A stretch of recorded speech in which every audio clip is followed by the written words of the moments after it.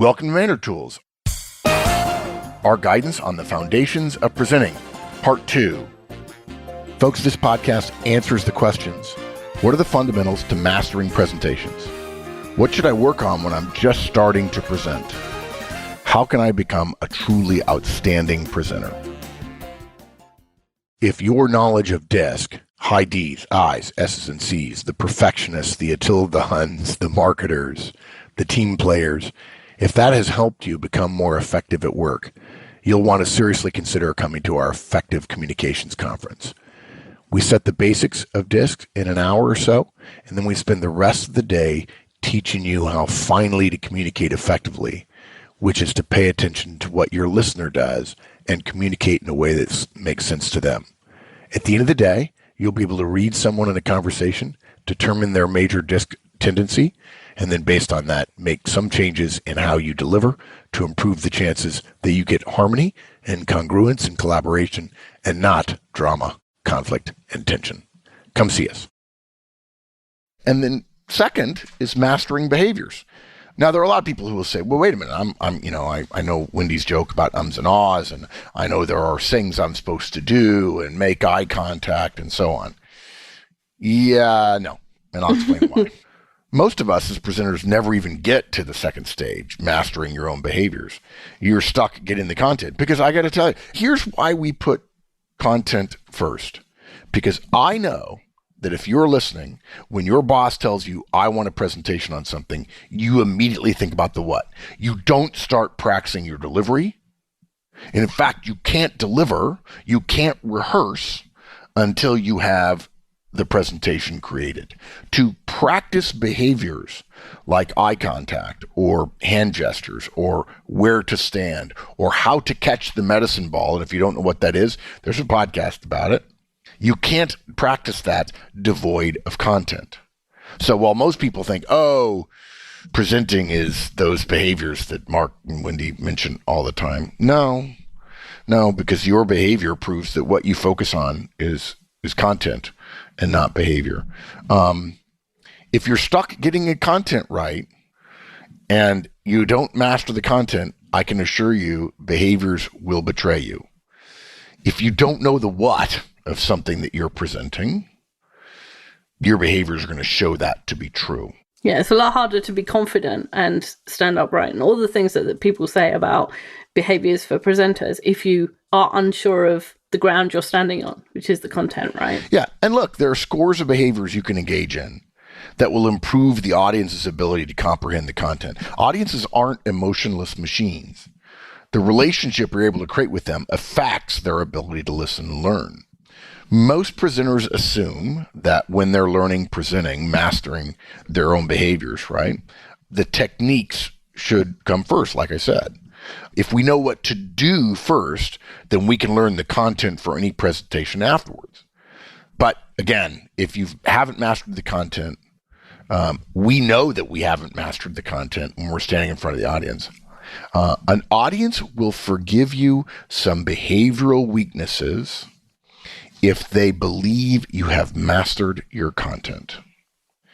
They will not tolerate content weakness from someone who behaves like a presenter. Yeah, they don't want someone who's glib and looks good, but doesn't have any substance. They'd rather have someone with substance that wasn't a great presenter, but actually taught them something, right? Yeah. I'll put it as simply as possible. For every 1,000 hours of presentations that happen in professional life today, less than 1 hour is spent on rehearsing. I could have distilled the entire second bullet of this podcast, that you have to master your behaviors, into one word, and damn virtually everyone here, including myself sometimes, and that is rehearsal. If you can count on one hand the amount of rehearsing, the times you've rehearsed a presentation from beginning to end, not in your head, but out loud in the venue or a roughly equivalent venue. If you can count them on one hand over the course of a year, if you're a normal manager with a normal number of presentations that managers make, you've just proved our point that you have not mastered presenting. Even if people say to you, boy, that was great. Yeah, most people I find are a really terrible judge of good presentations, mostly because everybody's a super bad, and if you're just bad, then they think that's good. Well, yeah, I would be a really bad judge of the physics of black holes, because I don't know anything about black holes other than what you can hear in 35 seconds or in the first 3 sentences of a Wikipedia article. But the idea then, therefore, that I could judge some scientific treatise on a black hole is ludicrous. On the other hand, everyone thinks they're a pretty good listener. I like to joke with people. I say, I'm terrible at tasting wine. I'm a really bad driver. And part of the reason I say that is because everybody I know who drinks wine says, yeah, I'm actually pretty good at tasting things. Like, really? Everybody's above average? Are you kidding me? And then, oh, I'm a good driver. No, everybody's not a good driver. It can't be true. About this, I'll be in the half that makes the top half possible. I'm not a good driver. And everybody thinks I'm good at this. Yeah, I'm good at that. No, really, you're not. No, and no offense, just admit it. Gosh, there are so many things. I could probably do an entire cast of all the things I'm below average on. Well, yeah, because you concentrate on the 2 or 3 things that are important and that you're good at. And then making the one thing. And then making sure you get better and better. I mean, I have been watching you present for 8-9 years. Yep. And I thought you were amazing the first time I saw you. Oh, I'm an order of magnitude better now. Yeah, and I enjoy it much more. And when I look back, I think, geez, I didn't know. Which, of course, brings up my old story of when I was 25, I thought I knew what was going on. And then I turned 30 and discovered, oh, dear Lord, I didn't know what was going on when I was 25. But now, at 30, I know. Then I turned 35 and discovered, oh, dear Lord, I did not know what I was doing when I was 30. And what's worse, I thought I did. But now, at 35, I know. I know. And here I am at 55, knowing what I didn't know and the enormity of what I didn't know at 50. Folks, if it sounds like I'm chiding you, I don't mean to. I want you to be great. This cast just sets out the underlying principles we're going to use over the course of the next few years to help you become great. Last phase. This is my favorite part of it, because when we get to this part of helping someone becoming a presenter, and it takes a long time, folks, but it's worthy of your effort. And you can do it with the presentations you've already had. That's what we're going to do. Wendy and I are going to create a series of podcasts so that you are able to listen to them and become masterful. If you can learn to master your relationship with the audience, when you first start feeling that moment where you have forgotten about the content, because it's like breathing and you know it so well, you don't have to think about it. It's unconscious. And then you so mastered your own behaviors that those are unconscious as well. And you can give your full cognitive attention, not to the words you're saying, but how the audience is feeling about their hearing of your words. And you can change your behavior because of it. You have started the path toward truly illuminative, emotionally fulfilling presentation mastery. All great presentation guidance begins, continues, and ends with the audience in mind. And if you read something that doesn't talk about the audience, throw it away. Because without the audience, you're in an empty room, right? Yeah, I mean, well, yeah, there's no presentation without an audience. I used to joke that I think Drucker actually said, to be a leader, you have to have followers. Right? Nice. Yeah, which is why the whole industry of leadership and, here's what you need to do to lead. The behavior you're talking about has nothing to do with people following you. But anyway. That's another thing that everyone thinks they're good at, right? I'm a great manager and I'm a great leader. But I'm not good at either of those things, but I'm a really good follower and I'm okay with that. Yeah. But if you prepare perfectly for a presentation and you rehearse perfectly and there's no audience ever, it's not a presentation. And if you have a presenter, but you don't have an audience, a presenter without an audience isn't a presenter. Okay? Communication is what the listener does for the third or fourth time today. If you know your material and say it correctly, but not in a way the audience can learn from it, you're not achieving your goal. This final stage is when you've mastered your subject and yourself such that you are no longer thinking about your subject or yourself, and you can focus exclusively on the experience the audience is having with the material, which is essentially an extension of you for the time you're presenting. Without mastery of the content or yourself, you end up thinking about the content or yourself. If you're thinking about the content or yourself, you're not thinking about the audience. If you're not thinking about the audience, you cannot deliver an exceptional presentation. And in the last stage of mastery, the pinnacle, which is where the learning just begins, you don't just know your material well enough that you can look your audience members in the eye. I'm doing Joey air quotes, right? So that you can, quote, look your audience members in the eye, unquote. At the final stage, you can look into their eyes and, quote, tell what they are experiencing, unquote. So many people say eye contact. Then you're making eye contact for the sake of making it because someone told you that's the behavior. Right. That's the second level. And that's one of the things people always say is, make eye contact. It's a behavior, but it's a behavior devoid of the content, the preparation. Mm-hmm. And of course, those people would all say, oh, no, you need to know your content. Well, they don't know how to teach that. But even worse, they say, well, if you can't look people in the eye, just stare at the point between their eyes. Or look between the people so that everyone will think that you're looking at someone else. Which they don't. Which essentially leaves every individual in the room saying he never looked at me, which is actually worse than looking at everyone, because now each person thinks that everyone else got looked at but them, which actually demotes them. And what's more, looking at a spot between the eyes is you're not going to be able to tell what they're thinking or feeling.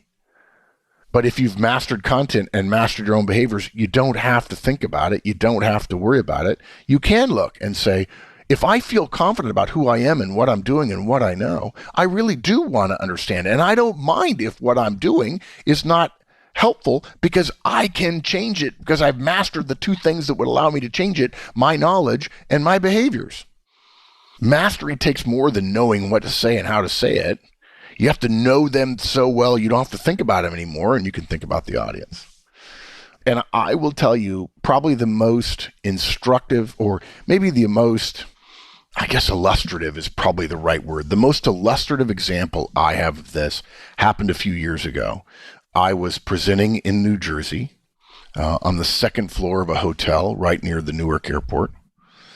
For a long time, it was one of my least favorite. It was my least favorite airport in the world because it was where I flew into before I had to go back to West Point after having had a break, and I hated going back. And so I was presenting in Newark, and it was the day that there was a earthquake in Virginia, which is actually fairly close to Mike's house. And Mike was with me actually and had to leave and go home.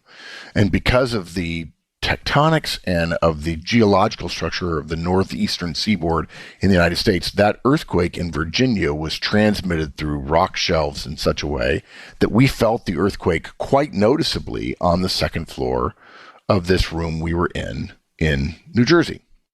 And everyone panicked, right? No, not everyone panicked. A couple people did, much to their own chagrin.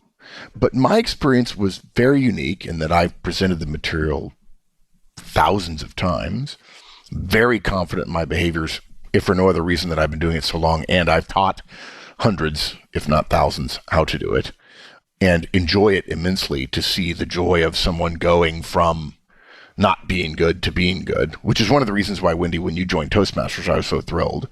And I know you're much better now than you used to be. But I was presenting. It was about 2:00 in the afternoon. I know my stuff, I know myself, I know the tools to use and the techniques to use, and I am focused on the audience. I still, to this moment today, cannot tell you, I could if I looked at an agenda right now, what I was talking about, but I do not know off the top of my head. It was about 2:00 in the afternoon, and I'm standing in front of an audience. There's probably 40 or 50 people in the room, and I am presenting the Effective Manager Conference, and I'm probably halfway down the center aisle of the audience. So probably half of the audience, 20, 30 people, are in front of me and to my left and right, and half are actually behind me because I've moved into the audience. And I'm talking and I'm making my points, and it appears to me, looking at everyone, in fact, even as I say this on the podcast, recording from my home in Pebble Beach, and Wendy's in Texas right now, that I'm moving my head from side to side and looking at everyone's eyes and their body language and seeing how I'm doing with them. What experience are they having? What experience are they having? What experience are they having? And it is the only time in my entire presenting career that at the very same moment, I lost every person in the room simultaneously. I'm presenting, I'm focused on them. I'm, in a way, it's almost like having an out-of-body experience, but it's not that big a deal. And all of a sudden, because I'm paying attention to them, I realized, just like that, I've lost them. And it's never happened to me. There's nothing wrong with losing one person. If I'm looking at that person, or if somebody moves in a funny way in the corner of my eye, I'll turn and look to see whether or not I've lost them, or I've got them, or they're making a note. What are they doing? What is my sense of whether or not they're comprehending, that they're motivated to change their behavior, if in fact it's a persuasive presentation, and so on. And in a moment, I lost everybody. And I immediately had this, there were 20 people in front of me, and I lost them all in the same moment. Now, you guys may not realize that I probably should have said the story in different order. I don't tell the story all that often. I did not know that an earthquake was occurring, but they did. In fact, I chide myself that if I had been better, they would never have felt it, because they would have been in the presentation and not on the ground. But I was talking, and in a moment, I knew. And I turned and looked left to the right quickly of the aisle, and I said, is everybody okay? What? I feel like and at that moment, I felt the second shock of the earthquake. And at that moment, I knew what had happened 2 seconds before when I lost everyone. And I would never have known that through the audience had I not mastered content and behavior and was focused on the audience completely. My experience of an earthquake came through another person because I didn't feel it, because I wasn't thinking about my own experience or where I was. I was thinking about the audience's experience. And then once I realized, once the spell was broken, I felt the aftershock. And then I said, oh, we're having an earthquake. Let's everybody file out. And one lady got up and turned around and ran and promptly tripped over the carpet and fell flat on her face. And in true Manager Tools, nothing gets in our way style, we went out into the outside until they let us back in, and I presented underneath the tree because we promised everybody we'd be done. Wow. I would never have experienced that. That was one of the first moments that I could talk about that was singularly useful in terms of describing it. It was like, wow, that's a reminder that I was actually really, really good. It was like hitting a perfect golf shot. You think you're going to hit a perfect one every time, but you almost never do. That's such a cool story. Yeah, that you are. It's one of those flow moments, you're so in it that you don't notice what's going on around you, but it's transmitted to you by the other people. Yeah. I will remember it till the day I die. And I knew I had arrived before then in terms of being a good presenter, but I'd never take anyone's word that, oh, you're a good presenter. But it was a moment that I realized that is a concrete example. Mm-hmm. Yeah. Okay. So let me sum up. You got to know your content. Most people stop and they think they should stop at a 2 on a 10 scale when in fact they ought to stop when they're at 11 on a 10 scale. You got to know your own behavior, yourself. And then the last stage is really mastering the first 2 such that you can really start focusing on the audience. Folks, over the next few years, we'll be putting out a series of podcasts to help you in your development of all these things. I know many of you might want them right now, but in order to keep the podcast free, we can't do everything all at once. And I will tell you, if you're listening, presentation mastery is within your reach. It does take time and effort and dedication, and most people won't master it because they won't put in the effort and the time and don't have the dedication. It's like everything. You don't need talent. You just need work. Yeah, it's like Derek Jeter said, right? How did he put it? What was it? You don't need any talent at all, right? To work hard. And if you can put the what and the how together to achieve the why, and the why, of course, is always the audience, when it actually happens to you, it's pretty sublime. Thanks, Wendy. Thank you. See y'all next week. Bye, everyone. Thanks, everybody. That does it for the Foundations of Presenting. We look forward to rolling out our guidance in the months and years ahead. Stay tuned. This podcast was produced by Manager Tools. Manager Tools creates actionable management guidance every single week. To receive additional materials via our newsletter and to find products for situations you may face as a manager or professional, go to www.manager-tools.com. Search for Manager Tools on Facebook, Twitter, and LinkedIn.